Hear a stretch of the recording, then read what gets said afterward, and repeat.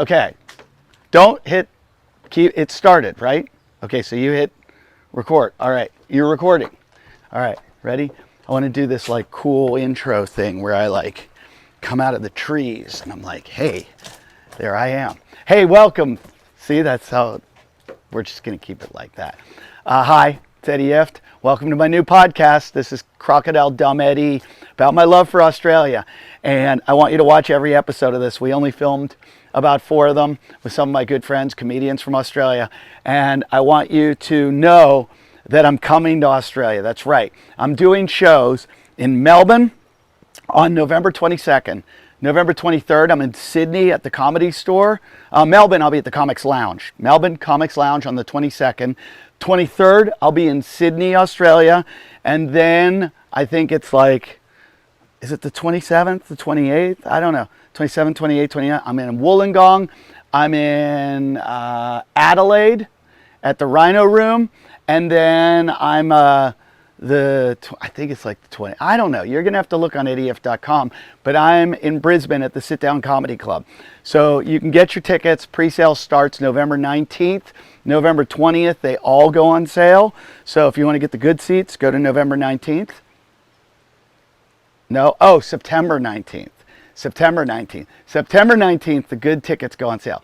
September 20th, all the tickets go on sale. So like if you want to be like first, you go September 19th, get the pre-sale. I don't know, there might be a discount or something. But otherwise, just watch my podcast, enjoy it, check everything out on EddieIfft.com. And then this is like, I'm going to do like an exit. Is there anything else I had to say? No. Okay. See you in Australia. I'm like a koala. I was just about to say welcome to the name of the show, but I forgot the name. Welcome. Perfect. Welcome to Crocodile Dumb Eddie. I'm your host.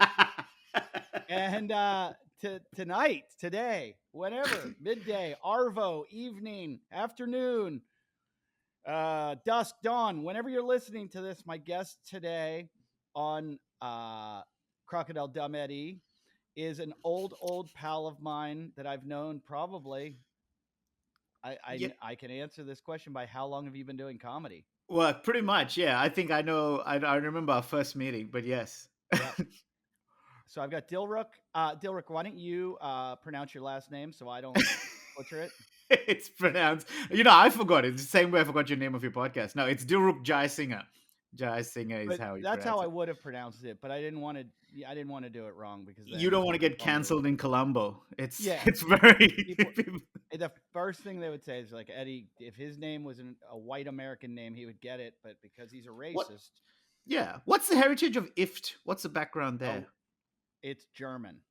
Oh, righto. But Ifft, I they know. shortened it. It was a lot longer. They shortened it when my family came over from Germany. I thought it might have some sort of Muslim background because iftar is when the Muslims break fast. It's known as iftar. So I just thought you might be No, Muslim. Who knows? no, it used to be Hitler, Right. and It become they shortened it. When they came over. All right, yeah. I thought that joke would work. Anyway, Dilruk. To me, you're Dilruk. You're like Yeah. Madonna. You're a I like woman. that. It's the dream, right? I want to be like Kanye and then get down Well, to yay. Do you go by your last name? Because all I've ever known you as Dilruk. I think I always insist on it if I'm even being billed for like a stand up show or whatever. An MC introduces me, but really, I think even when I introduce myself, I might say Dil before Dilruk. Like I almost sometimes I think yeah, I would like to one day get to that point when you don't have to say which Dilruk are we talking about. Well, I've never met another Dilruk, so I think Yeah. you're the most famous Dilruk in the world. Yeah, I'm hoping someone's already claimed Dilruk.com though, I think, so that annoys me. Someone claimed Ifft.com. Oh really? And then it was Hitler. They sent me an email and said, hey, do you want to buy Ifft.com for $50,000? And I was like, sure, meet me in an alley. I'll have a bag of money for you. Right. And then I'm going to beat the shit out of you. I was like, 50, I'm gonna beat the shit. Yeah, but I was like, who goes and buys people's names? Like, what a dick. Oh, no, absolutely. I mean, there's just people who love to make money off that shit. Like I remember, I think when I don't know, one of the Prince William's first kid or something was born, they just someone bought up all the George-based websites. But the thing is, it didn't pay off because no one's using websites anymore. Do you know what I mean? Like it's not like Yeah. a thing. But also, I like the idea that whoever bought it has so much faith in your career that he's like, oh, well, this will be $50,000 worth for this guy, I this have absolute I hotshot. have I have a feeling the guy knew nothing about me, and he probably did like net worth like on that thing where you look at my net worth. I swear there's one that says I'm worth $17 million, Oh yeah, yeah, yeah, and yeah. That's good. Mine's a and millionaire, and I have a secret wife. oh, you have a secret Yeah, wife? yeah, secret wife apparently. So even my partner, when she was actually googling it, she's like, "What? Is there something you need to tell me?" Because according to this, a you have $1 million estimated net worth, and then b, yeah, that I have a wife that I don't talk about publicly. It's So really funny if you do, if it turns out, yes, back in Sri yeah, Lanka, I have been and then betrothed to someone, and I've just, for my branding, I decided not to tell people. okay, so here's my net worth. 17 million, one site says, another Yeah, says 1 million to 5 million, one says 1.5 million, and then one says 20 million. right. Um, Wow. So yeah. based on the outfit that you've got going on, I'm going to estimate that it's in that 1.5 to 5 million kind of range, because Yeah, that's a I pretty. would say look, I mean, you could move some zeros in that 17 million and Just a few. Yeah. or some decimal points. You move a Yeah. decimal point all the way, Well, in my previous all life as the an way to accountant, one side. I can make some adjustments that way, very Ozark style.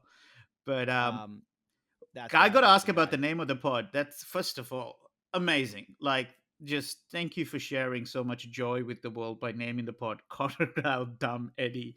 But I just also love that there is at this point of the stage of the podcast where you still have to like take a beat before you say it, because I don't know whether it's because of a pronunciation issue or because you hate yourself for calling your podcast that. But I see the You know beat what? that you take. I, I can't I can't take credit for it. I was I'm looking and writing all these names, and then I think Milan came up with that name, right. Milan All right, Milan, and Milan. when he did, I just Okay. started laughing so hard. I was like, that's Well, that's I'm glad you brought up Milan, because I do want to talk about this then, because he has given me a bunch of names for me to name my solo shows. Um, so he wants one of them was uh, Dilkin Donuts, like Dunkin' Donuts. Umbilical cord, but here's my favorite. Here's my favorite, because I lost he's about. terrible. But wait for it. My favorite is because I lost about 35 kilos a couple of years ago. He wanted to call the show where I talk about my weight loss. He said to call it From Biggie to Six Pack. Okay, genius, genius. That that that makes up for those two horrible ones. That one's awesome. Yeah. um, oh my Yeah. god. Um, I mentioned it on the last podcast. I wanted to name one of my tours in Australia because for some reason Australians love puns, and yeah. so I wanted to name the show "No Ands, Ifts, or Buttholes."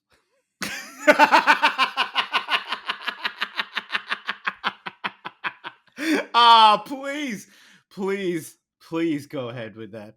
yeah, Please go ahead yeah. with that.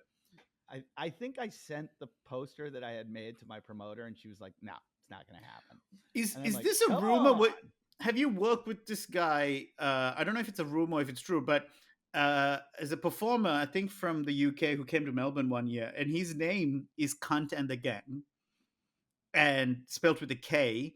And I believe he has officially changed his name to that so that the festival couldn't deny him calling the show that Cunt and the Gang. Why is he not my opener? This guy is My I new mean, favorite comedian the in the world.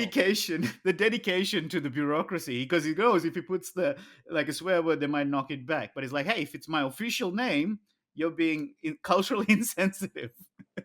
Why I would love for them to try to stop it, and he goes, and he can say it's from some other country, and then all the Yeah, PC ultra progressives will be like, oh yeah, I yeah, love yeah, Cunt. yeah, Cunt is yeah. my he's my favorite comedian. In fact, we're gonna have him host the Logies this year. I would love that. But imagine if he became mainstream and you have to acknowledge him. You can't deny someone's name if that's the official name.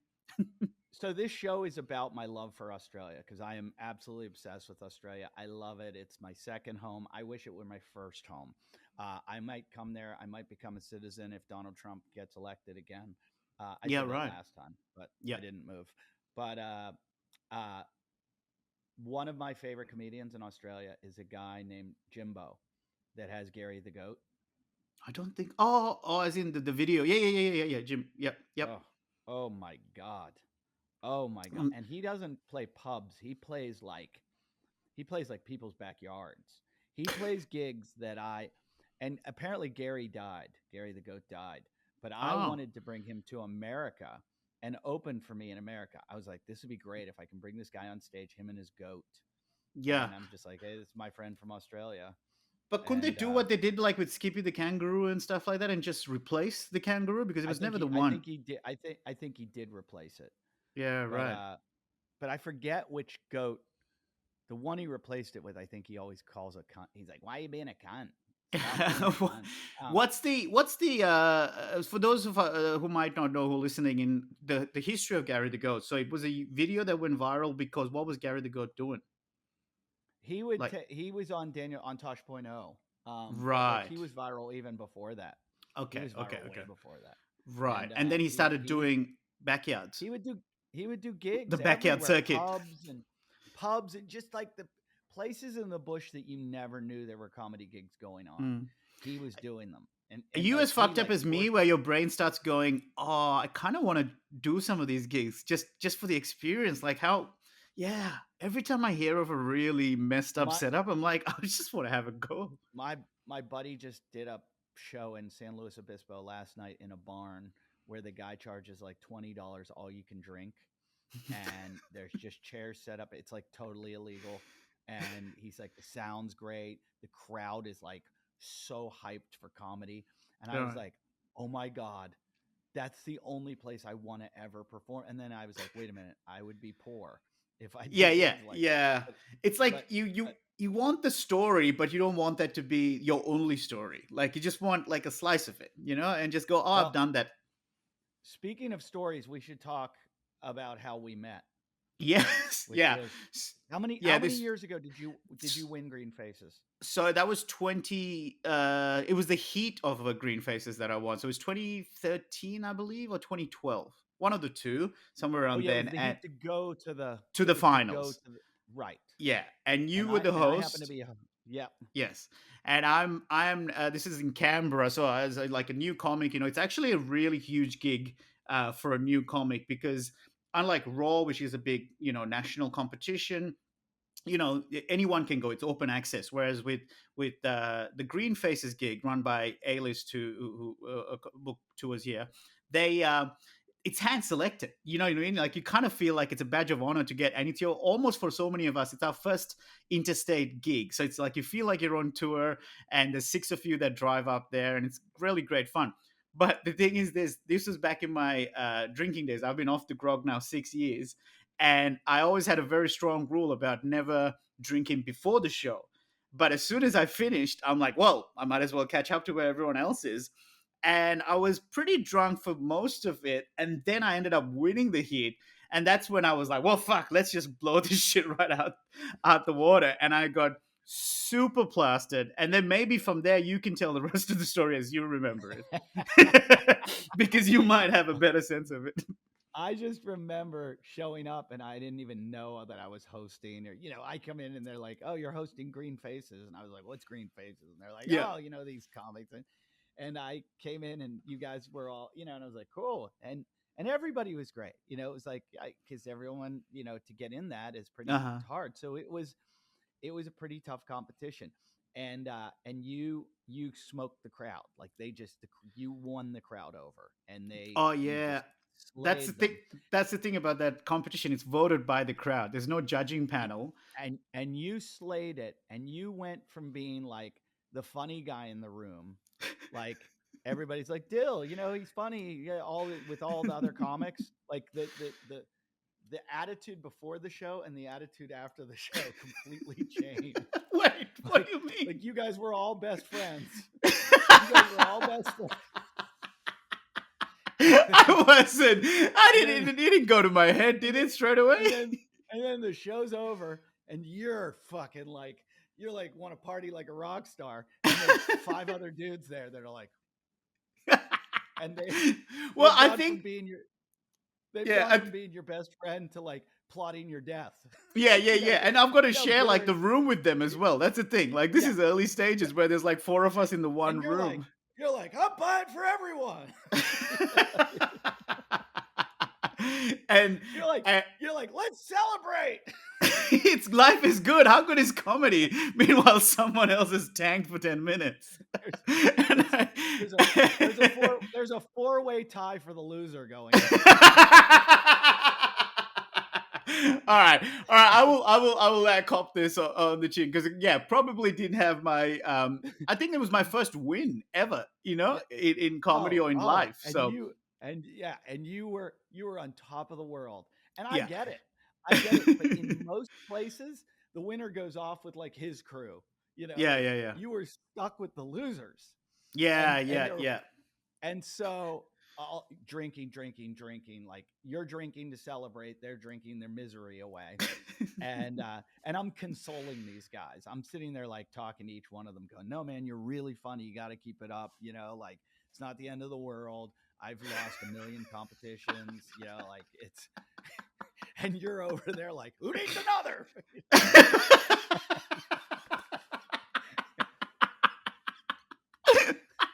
That's so true.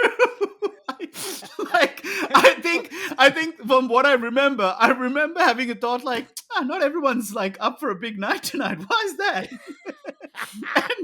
and in my What's defense, up with these guys? yeah, What's up with these guys? Why does everybody not want to party? in my defense, the year before that, I had done Green Faces and I tanked, and I was still up for a party. So I think in my head, it was like, oh, no matter what the result is, we're gonna have a big night. Like, because I remember the crew I went with the year before, and it was Chris the bloke Franklin, who was emceeing that one. So that was also like, obviously he like led the charge of us hitting the town and getting absolutely sloshed. So I think maybe that's why expectation. So Chris went out and acted like he won. Yeah. Oh, no, he just was himself. He just decided as like, oh, I haven't had my 20th beer yet, so let's go. So and I think that was probably it. And then there was this. I think we were at a pub or something like that, or casino. I don't know. It was just weird where it was just like I remember bright lights, even though we were drinking, like an RSL or something. But we get back in the Tarago, and I'm in the right at the back seat, and somehow between alcoholism and hold that thought. Hold that thought. Yep. Hold that thought. I feel like I'm really in Australia. There's a fly. Ruin the show. he's walked away. Wait, you keep talking. I mean, I can. I'm trying to narrate. I'm trying to narrate what I'm seeing. So, I mean, that's a pretty beautiful apartment there, by the way, or a house. It's got a bookshelf. Then wouldn't have pegged him as a bookshelf, would I, Milan? This is like, is that a TV as well? Oh, yeah, that is a TV. That's a huge ass TV, actually. What have you come back with? Is that a fly? Oh, is that a bug? Bug cannon. Assault. Bug assault. Oh, mate, I've heard so much about this, and apparently, is that the one with the salt gun? It shoots salt. Yes, laser scope. Oh too. my god, you're not really helping the stereotype of Americans loving guns at this I know. point. And it feels like it's broken, and I'm like, this fly is annoying the shit out of me. What part of the world are you in, by the way, so I can get a sense of? I'm in Malibu, California. Oh, okay. So yep, nice and warm with flies. Getcha. I gotcha. Yeah. Fuck what? No, my the woman that cleans my slave Yeah, um sure. that was here earlier left the door open. Fuck, I was gonna just shoot. It looks like somebody's been bug assaulting while I was gone, and it's I not love working. I love that the potential reinterpretation of bug assault as bugger salt, like the salt you rub after you get buggered. But um, Bug assault. This could um, be many. it's multi-purpose, Yeah. in Okay. case you need to So season your let's. soup. Yeah. So what happened is I was in the Tarago right at the back, and I think it was 20 pints in or something like that. So between the alcoholism and my obesity, I just couldn't maneuver from the back, and somehow my foot got trapped under the one of the car seats, and my entire body fell out. So I remember like seeing, and I think maybe it was Steele Saunders who was able to like hold me, and I realized, man, this guy is so strong. I remember I seeing also my hold on. First of all, I also think you were the only one that was able to like get girls to talk to you that night too. Like the other guys just had like loser all over them. Like it was just emanating from them. And right. meanwhile, you and your confidence, you're like, "Hey, ladies," and girls are like, you're like winner of the green faces. I'm going to Canberra or whatever it is the It next was like time. Chris Farley. If you've ever seen footage of Chris Farley running into a TV show, like on Letterman or something, that was the energy that I was bringing around Canberra on a And Wednesday it night or was something as well. and it was working.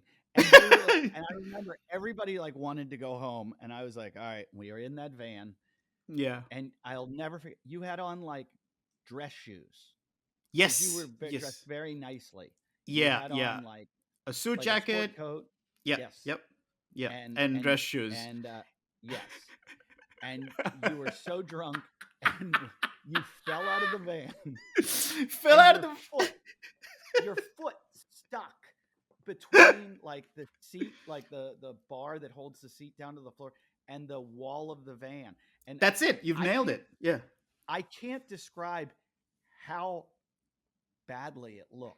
Like Oh, because your body then fell out of the van and your yes. whole body turned so that your foot locked in. It Yeah. was So like the way I can remember it is that like if you were, how in ballet they point their toes outwards.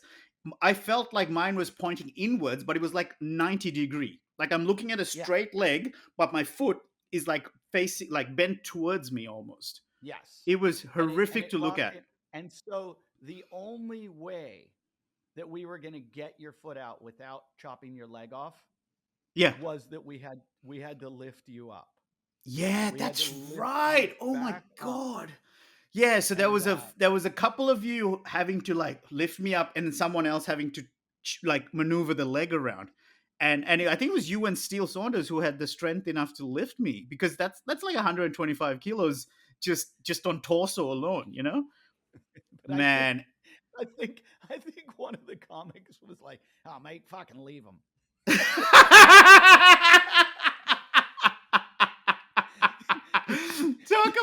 talk about a humbling after after that night, because I remember the squeal that came out of me was like, my leg like it was, there Oh was yeah, no you dignity to it. no, because look, it was awful. Like when Yeah. I saw your leg twist like that, I was like, I thought we were going back in the Yeah. van and Yeah. going to the emergency room. I thought you tore your ACL, and I was like, "This is the." I was like, I didn't want to show. I used to be a ski patrol, and Right. I was like, I've seen gory accidents, and I was like, oh god. But you can't let them know. You got to have Right. that like flight attendant face when turbulence is happening. You're like, everything's good here. We're fine.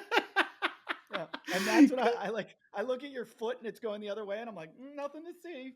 Nothing to see. And you're like, fuck. And I'm like, no, you're fine. You're I'm fine. lo- And I'm loving this as well, because you've got the lifeguard outfit right as you're doing the act out. Everything's fine.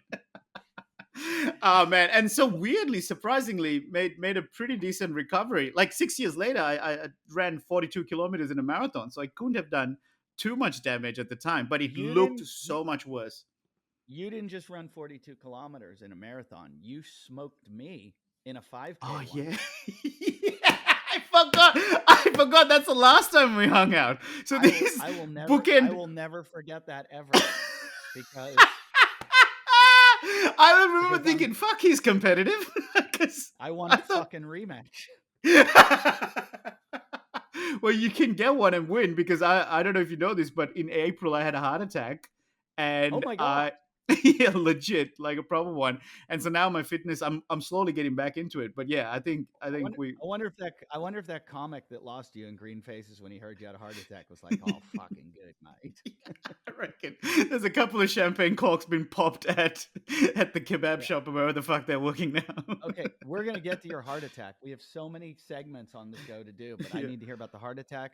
But more importantly, now I can't race you because I feel bad. But No, no. you, Let's legit. I, When are you sh- next in town? Let's aim for it. I showed up. I showed up at Adelaide, and Mickey D, Mm. was like, "Hey, we're running a 5K," and I was like, "I don't want to run a 5K." And he's like, "Come on, you're in good." And I'm like, "No, I'm not. I'm in terrible shape right now."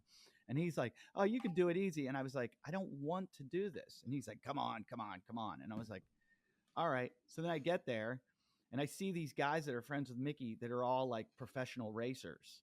Mm. These guys all like run like regularly in these like road runner competitions. And I'm Yeah, like, they do "Oh, like fuck, they're all gonna 50K, beat me." like ultra Yeah, marathons and stuff. yeah. And then I look at you and I'm like, "Well, at least I'm gonna beat him."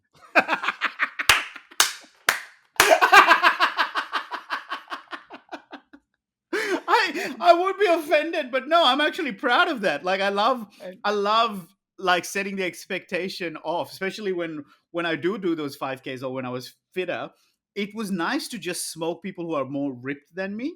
And I think Mickey does the same thing. Mickey's a chunky dude, but he's fucking fast. And yeah, you yeah, see he calls it taking people's souls because when he runs yeah. past them, there's a Yeah, look of horror on their face. he also stole that from David Goggins. Oh, But did he he? Mickey is like that. There's a Clydesdale division, Yes. um, Yeah. where they have Clydesdales or people over. I don't know what it is in kilo. I only know grams. But Yeah. the Well, grams is the just 1,000 times, so I think you yeah, should be able to yeah. work that out, I Jake. only I don't get to work in kilos. I only get to work in grams. They're The still metric, both of them. But it's like 200 pounds. If you're 200 pounds, you and then run the marathon, you're in the Clydesdale division. Right. So what would that be, like 120 kilo? I Yeah, don't know. yeah, something like yes. Yeah, let's say 100. 100 would be like 220. So there you go. Watch this. Yeah, yeah. Siri, how many kilos is 200 pounds? It's 90.72 kilograms. Oh, 90. That's pretty low Yeah. to be a Clydesdale, but all right. Oh, yeah.